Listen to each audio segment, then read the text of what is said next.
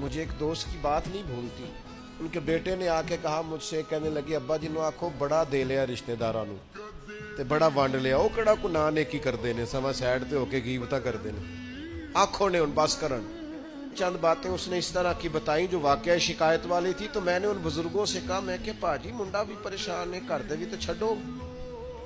سادہ بندہ, ان پڑھ آدمی, محنت مزدوری, اتنی پتے کی بات کی. کہنے لگا حضرت صاحب پتہ نہیں اللہ کدے صدقے پہ دیندا ہے. تو مجھے یہ حدیث یاد آئی مشکات شریف کی. حضور فرمانے لگے اللہ تمہارے کمزوروں کی برکت سے تمہیں عطا کرتا ہے. چھوٹا بچہ کہتا ہے اپنے ابا جی سے پنجا لڑائیں. سچ بتاؤ, ابا جب چھوٹے بیٹے سے پنجا لڑاتا ہے تو جیتنے کے لیے لڑاتا ہے؟ بیٹے نے بازو پکڑا ہے, پنجا ملایا, باپ گر گیا اور ساتھ پتا کہتا او ہو کنی طاقت ہے. او نہیں طاقت جناب, آپ خوش ہو رہے ہیں کس بات پہ کہ بیٹا جیت جائے تو مزہ بڑا آتا ہے, یہ کامیاب ہو جائے تو مزہ. لیکن آپ سمجھیں اس بات کو جو میں سمجھانا چاہ رہا ہوں. یہ کامیاب کب ہوا ہے؟ ابا جی کو ہرا کے کتنا خوش ہے. وہ کہتا او ہو بلے بلے کنی طاقت. بیٹا دوڑ کے آیا ہے, گلے لگا, باپ گر گیا, او ہو مجھے گرا دیا ہے, دیکھو کتنی طاقت ہے. یہ کیوں کہہ رہا ہے؟ حوصلہ افزائی کر رہا ہے.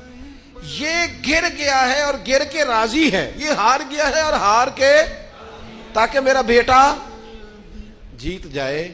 یار اگر تو پیچھے رہ گیا ہے تو تھوڑا راضی ہو جا. باقی مسلمان جو آگے نکل گئے, نبی پاک علیہ السلام نے فرمایا 2 آنکھیں دوزخ میں نہیں جائیں گی.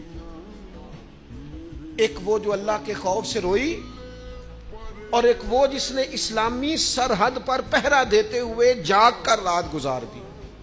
اس سپاہی کو کوئی نہیں جانتا جو بارڈر پہ کھڑا ہے, لیکن وہ جاگ رہا ہے نا, آنکھ کھلی ہوئی ہے نا, تیرے لیے جاگ رہا ہے, میرے لیے جاگ رہا ہے.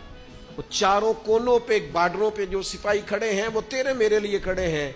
ان کی آنکھیں جاگتی ہیں تو باقی سارے سوتے ہیں. وہ رات جاگ کے پیچھے رہ کے, وہ عام لوگ ہوتے ہیں, ان کے عہدے بھی کوئی نہیں ہوتے زیادہ, لیکن وہ پیچھے رہ کے بہت ساروں کے محافظ ہوتے ہیں. تو بھائی کچھ نے پیچھے بھی تو رہنا ہوتا ہے نا. نبی پاک علیہ السلام ہر کام آہستہ آہستہ کرنے کا حکم دیتے اطمینان سے, لیکن صحابہ فرماتے ہیں حضور کے پیچھے نماز پڑھی تو نبی پاک جلدی سے اثر پڑھا کے گھر گئے, جلدی سے, اور تیزی سے حضور واپس آئے. تو ہم نے عرض کی یا رسول اللہ صلی اللہ تعالی علیہ وسلم آج اتنی جلدی آپ گئے اور اتنی جلدی واپس آ گئے. تو محبوب فرمانے لگے نماز پڑھا رہا تھا تو مجھے خیال آیا کہ وہ گھر میں تو سونا کل بانٹ رہا تھا, آج میں تو ایک ڈلی سونے کی بچی ہوئی پڑی ہے, تو میں نے کہا زیادہ وقت نہ گزر جائے, وہ بھی میں جلدی سے جا کے دے آؤں. تو میں جلدی سے گیا ہوں. پیسے نہ ہونے پر پریشان ہو یار, نبی پاک نے تو انہیں قبول ہی نہیں کیا, پسند ہی نہیں فرمایا. دولت, عہدہ, شہرت, اس کے بارے میں پریشان ہو. اللہ کہتا ہے یہ سب کا وسیع ہوتا تو زمین میں فساد ہوتا. لہذا مقصد حیات کو سمجھو. صرف عہدے کا اوپر نیچے ہونا یہ کمزوری کی علامت نہیں ہے. ایک تو کسی چیز کو بھی اللہ تعالیٰ نے بیکار پیدا, یہ جو مسجد کا خادم ہوتا ہے نا, اس کے پاس مسجد کی چابیاں ہوتی ہیں, اور مسجد کے خدام اکثر پڑھے لکھے نہیں ہوتے, کم پڑھے لکھے ہوتے ہیں, لہذا یہ ڈیوٹی کرتے ہیں, مسجد میں صفائی کرتے ہیں, جھاڑو دیتے ہیں, ڈیوٹیاں کرتے ہیں. لیکن میں آپ سے عرض کروں, بن سنور کے امام صاحب آئے, جناب پگڑی باندھی ہے, جبہ پہنا ہے, آ کے وہ سج گئے, سور گئے, آ کے یوں بیٹھ گئے وہ. لیکن ان امام صاحب کو, ان کی بھی بڑی شان ہے, جو نمازی مسجد میں سجدہ کریں گے ان کی بھی بڑی شان ہے. لیکن اس بندے کا مرتبہ آپ سمجھتے ہیں جو سب سے پہلے آیا ہے, جس نے آ کے جھاڑو دیا ہے. کہہ لوں میں ایک جملہ,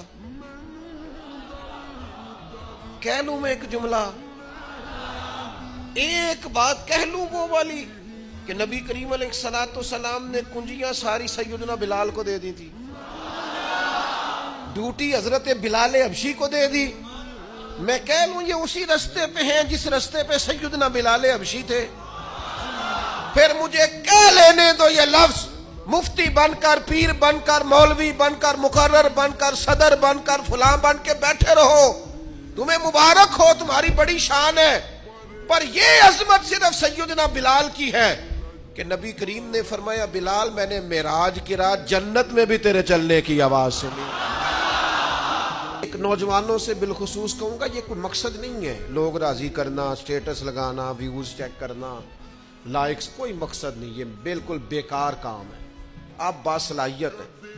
کچھ نوجوانوں کو میں دیکھتا ہوں، مجھے ایسے لگتا ہے یہ نوجوان ایسے ملک اور ملت کو چلا سکتا ہے کہ کوئی مقصد نہیں ملا، کوئی کام نہیں ہے کرنے کو، کوئی ڈیوٹی نہیں اپنے ذمے لی، آنا ہے جانا ہے بیٹھنا ہے، خوش گپیاں ہیں، تبصرے ہیں، یہ کوئی کام نہیں۔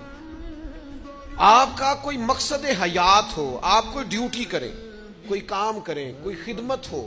ایک خاص چیز آپ سے عرض کرنے لگا ہوں اور یہ شاید پہلی دفعہ میں ایسا کروں گا، میرا دل کرتا ہے آج میری گزارش ہوگی، میں آپ سے طلب کروں گا مہربانی کریں آج نہ اپنی زندگی کی پچھلی ساری کوتاہیاں یاد کریں، سستیاں یاد کریں، کہاں کہاں ہم نے جان بوجھ کر اپنی جان پہ ظلم کیا ہے، پیچھے رہ گئے، اس کو یاد کرنا ہے آج۔ یہ میں نے بھی آج یاد کرنا ہے، آپ نے۔ اور پھر ایک اور چیز آپ سے مانگنی ہے، یہ آپ نے ضرور کرنا ہے۔ آج آپ نے پچھلی کوتاہیاں یاد کرنی ہیں اور آج اللہ سے اور اپنے آپ سے ایک وعدہ کرنا ہے کہ مالک ایک زندگی میں ڈیوٹی ہم ضرور کریں گے، وہ چاہے ہم یہ ذہن بنا لیں کہ ہم نے اپنے دوستوں کو نمازی بنانا ہے، یا یہ ذہن بنا لیں او پنڈ دے چ نا بی بی نو طلاق ہو گئی یا خامد فوت ہو گیا تو اس کے والد نے کہا کہ تیرا نہ پھر نکاح کرنا ہے، شادی کرنا ہے۔ میں کہ نہیں ابا جی ان نہیں۔ اب پتر پھر عمر کی میں گزرے، اس آخیا میں نہ ارادہ کر لیا، میں ان ساری زندگی قرآن پاک پڑھانا ہے بچیاں۔ اس طرح کی میں نے درجنوں بیویاں دیکھی ہیں دیہاتوں میں، ساری زندگی اب میں قرآن، کوئی انہوں نے مقصد تو بنایا۔ آج نہ ایک وعدہ کریے، ان بے مقصد نہیں جینا،